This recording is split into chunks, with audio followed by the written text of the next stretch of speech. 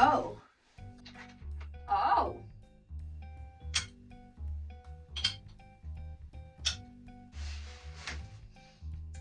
Hello. Hi. What is going on in this bathtub? Oh, is it a discussion about one's sanity declining throughout a piece of media? Well, to quote one of the best inventors and engineers of our time, yes. Yes, it is.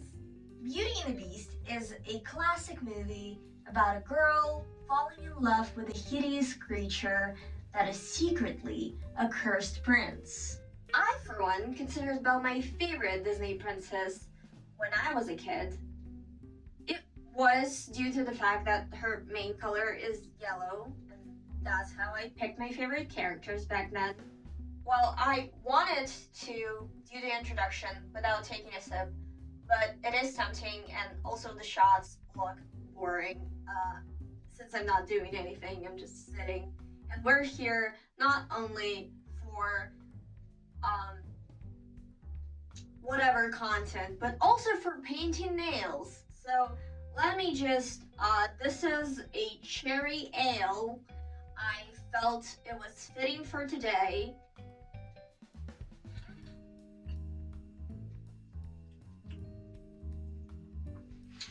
Oh, it's very light. Oh, it's way lighter than what I had last time, so that's good. Years later, I even played Belle in my school's play, so when Beauty and the Beast live action remake hit the theaters with Emma Watson, who I consider quite attractive, I had to go see it. The movie was average and I forgot about it pretty quickly. But that day was the one that created a timeline in which we live in now. A timeline where a Gaston body pillow created by yours truly exists. You have seen the title of the video. You know what's about to go down. So let's just get right into the topic of today's bathtub discussion. Gaston, a man who has lost his sanity in under 2 hours, right in front of our eyes. How bad can I be? I'm just doing what comes naturally. How bad can I be? I'm just following my destiny. How bad can I be? I'm just doing what comes naturally. How bad can I be? How bad can I possibly be? This movie starts pretty much the same as the original 1991 cartoon did. We are introduced to our not like other girls protagonist, Belle. She interacts with the people in the village while singing her first song. And yes, this has been said before, but Emma's portrayal of Belle is so much more aggressive than the source material. But this ain't about her, because on the 8th minute, we are introduced to Gaston and his best friend, Le Fou. I will butcher those names. I'm even butchering normal words. What do you expect from me? Casually spying on Belle. Right off the bat, we're told that Gaston is a war veteran, and it is implied that it took a part of his humanity. Now, at this point, we already know that Le Fou is canonically gay.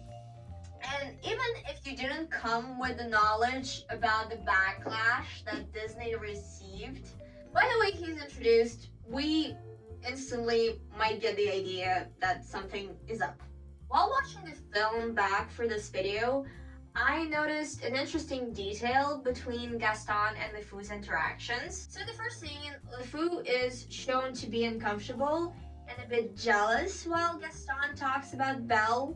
Quote, "Who needs her when you've got us?" A very straightforward line. Again, knowing that Le Fou is gay, to which Gaston doesn't shut him off, but quickly glazes over LeFou's statement, giving him a simple yes, and then continuing their conversation. Some of you probably know where I'm going with this, but if you don't, just keep that little detail in the back of your head for later.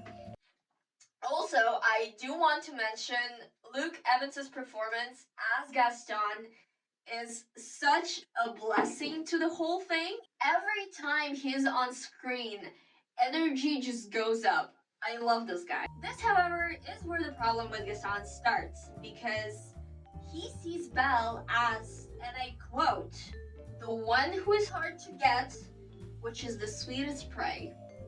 I hope I don't need to explain why that opinion is problematic, but it does show us that this guy is not really good at respecting women. One deleted scene where LeFou kills a cow later, after giving himself a pep talk in the mirror, Gaston goes to confront Belle once again, with a subtle suggestion of having kids together.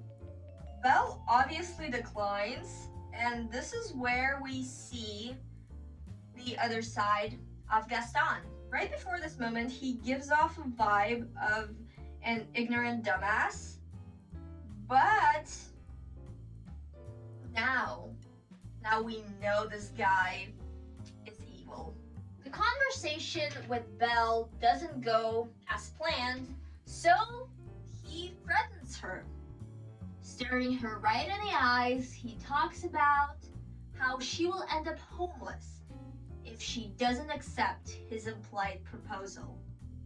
Belle stands up for herself and shuts the door on him, as she should, and we don't see Gaston until this iconic performance.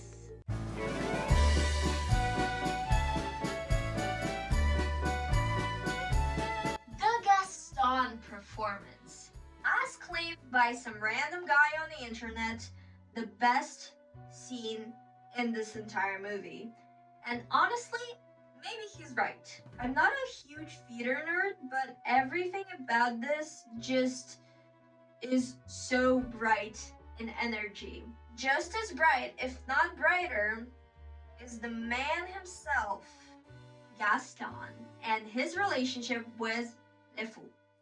This scene for me confirms that Gaston is definitely not straight. As a bisexual person myself, I do get a lot of similar energy with the way he interacts with everyone.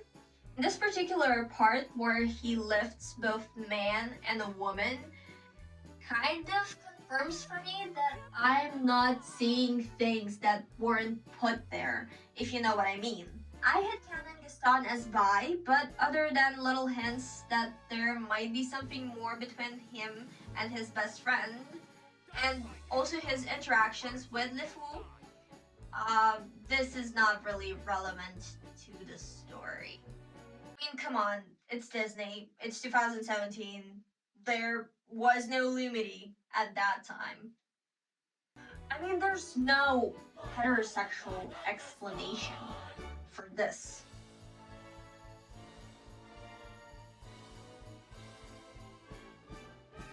I'm not sure what is going on.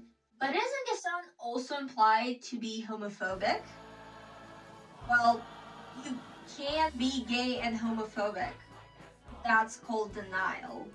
If I, a Gen Z kid, had struggled with my sexuality because I was told by society it was wrong, imagine this guy. Which brings me to the point that I made earlier, the one that I told you to keep in your mind. Every interaction between Gaston and LeFou where the latter is implying gay subtext to Gaston, a person he might be attracted to, Gaston just lets it happen. Throughout the 4 minutes of the Gaston song, we see time and time again LeFou being unnecessarily close to Gaston. The only time in the whole movie where Gaston explicitly tells LeFou to stop this behavior is when the two are holding each other tightly in front of the whole village. You know those same close-minded villagers who just hours earlier harassed a girl for trying to teach a child to read? All of the other times, Gaston is not voicing his opinion about LeFou's attraction to him. It is implied that Gaston knows that LeFou is gay, but he still keeps him as his closest friend and ally. If Gaston was that disgusted by LeFou, he probably would have just stopped hanging out with him, or at least told him to stop the gay subtext. He even sincerely compliments him, which he doesn't do to anyone else in the movie. This is how they are in their daily life, or now how they were before the events that are gonna happen in the next 2 hours. Now back to just Gaston, we learned that he's quite a talented fella. His spit can travel up to 10 meters in distance, which is disgusting, but also impressive. It is also explained why that woman in the beginning said that whatever price was on the eggs was too expensive. Gaston eats them all. He consumes at least 5 dozen eggs a day. Do they even have that many chickens? Does he buy the eggs in bulk? Does he have a farm? If he does, who runs it? Because it sure as hell isn't him. He practically owns a gay bar where he sings very heterosexual songs with his best buddy. 5 dozen eggs. I think there was an article of someone dying from consuming that amount in one sitting. What a mad lad. At this point, it is pretty much confirmed that Gaston has anger management issues. Between the knife throwing and the threatening, this guy really might go nuts. And he does.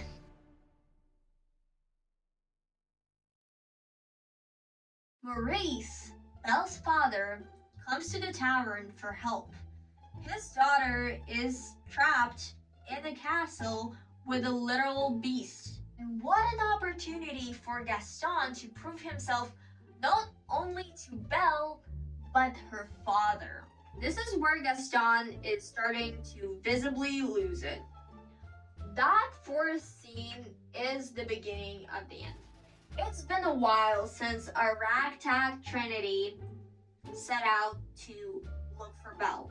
Gaston is getting frustrated. Honestly, I don't blame him. Maurice has been guiding them to pretty much nowhere while also telling a story about talking furniture. And now, suddenly, he's not even sure if they're on the right path. LeFou notices the tension and tries to calm Gaston down with the memories of the war, setting in the idea, and all of us really, that Gaston is not a good person. Suffering is pretty much what makes him calm and uplifted. This guy is definitely not right up there. Also, how cute is that nose boob, if we take it out of context? Maurice manages to piss off Gaston, and that's where he snaps. Things don't go according to Gaston's wishes, and again, he acts out. But this time, even more violently, he knocks out Maurice and leaves him to the wolves.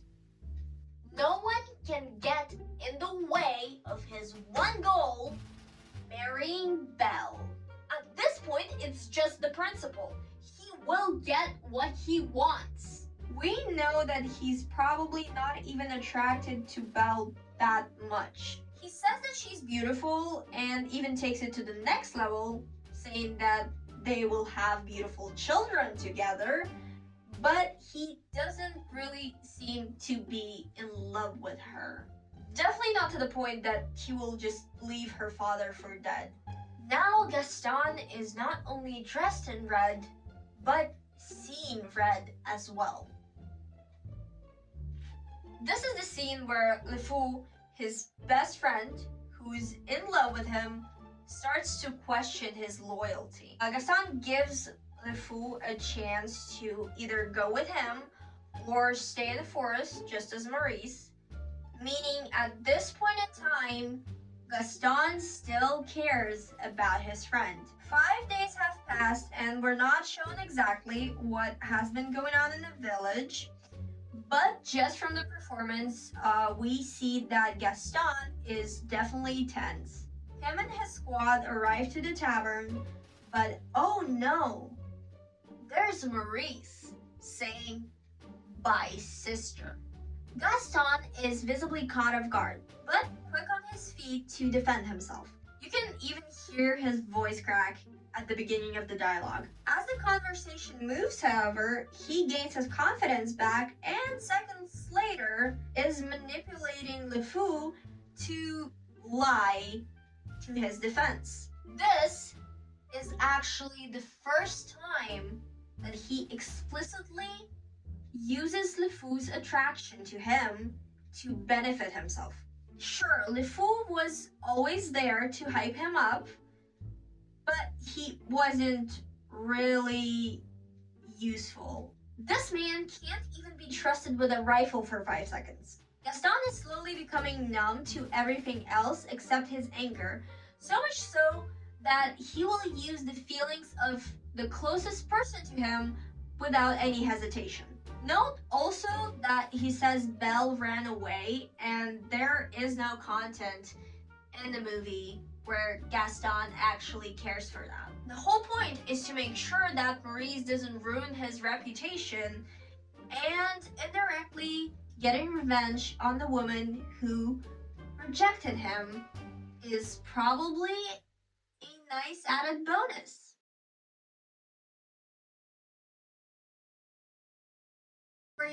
Our story now is coming to a close. Just as Gaston's life, he just needs one little push to make him go apeshit. And oh, does that push come? Before they lock Maurice up, Gaston, for the last time, is asking a blessing for the marriage with Belle. He doesn't even bother to be nice, he just threatens him. Belle, not even knowing or caring for Gaston's mental health at the moment, starts a series of events which lead to the whole village being burned down. As she's showing the beast, Gaston is at the ready to be everyone's hero, including poor Belle, who was trapped with the beast. But what really is the last straw for Gaston's sanity is actually how Belle talks about the beast. Belle chose that stray dog over him, a war hero, an accomplished man, the one who owns the entire egg industry, allegedly. That's it. He's destroying that damn castle that started the whole situation in the first place. Skillfully, Gaston manages to set a whole village of people into rage mode in under a minute. He sets the main square on fire and everyone is demolishing their homes to go and kill the beast. The only one who sees the madness that is going on is LeFou, but when he brings it up to Gaston, the latter just threatens him. Gaston has lost it. He has no more attachments and a clear target on which he can take out his anger on. The bad guy, so he can be the hero, just like the good old days. As everyone starts the fight at the castle, he, truly like the rat he has turned into, lets LeFou take the beating for him and leaves his best friend for dead. He has bigger fish to fry, or in this case, a bigger animal head to put on his wall. When he reaches the beast, he immediately goes hard on those nerves. Honestly, sounds like he's projecting his own insecurities onto the beast. You know? Like those kids in middle school, they used to bully other kids. Even when Belle tries to stop him, he won't act nice. He does say that they will still marry each other, but at this point he just wants to murder someone in cold blood. That's why he goes after his pistol. The whole struggle is happening on the roof, an old one that is falling apart because of the curse. Does not stop him. He attacks the beast. This time, the beast is standing up for himself, disarming Gaston quite quickly, and holding him with one hand over a very, very long journey down. Once again, Gaston uses his people skills to tell the beast exactly what he needs to hear to let him go. In that minute, Gaston is given his last chance to turn back, to stop the madness. He doesn't even need to recall the rape. He can just walk away. But he chooses the dark side, shooting the beast's back like a rat he is. One shot isn't enough, so he does it 2 more times, not being aware of his surroundings, and falls to his death anyway. His story is over. Time and time again, Gaston was given a chance to reconsider his actions, whether it was the food trying to cheer him up, or even the beast sparing his life. Gaston still kept pushing forward. But that is the beauty of the unofficial man in his late 30s to early 40s loses his sanity throughout the runtime of the story trope. You either go out with a bang or go out with rags as your only clothing item. But that's the story for another day. Gaston considered himself to be a hero, and probably was one in his own time. But his judgment was clouded to no return. In the modern AU, Gafu would have probably ended up together, but in canon, Gaston left his closest friend in the closet, well, to the furniture. So yes, Gaston is homophobic, but might be gay too. I want to give a special thanks to my sister, who randomly got obsessed with Gaston in the first quarantine after I joked about 5 dozen eggs. Because of her, I watched this version now more times than the original while making memes and this video. And yes, she is the girl who owns the Gaston body pillow that I mentioned in the beginning. Hi, Stace. Я закончила записывать видео про Гастона. Ты хочешь что-то сказать? Я хочу сказать, что Гастон лучшее, что было в моей жизни. Просто родилась, увидела Гастона, умерла. I'm gonna see you tomorrow or the day after tomorrow, but I'm definitely gonna see you again, so bye. Я в детстве за раз съел десяток яиц, чтобы в весе скорее прибавлять. Теперь ни одну сотню съем, не моргну, потому что рожден побеждать.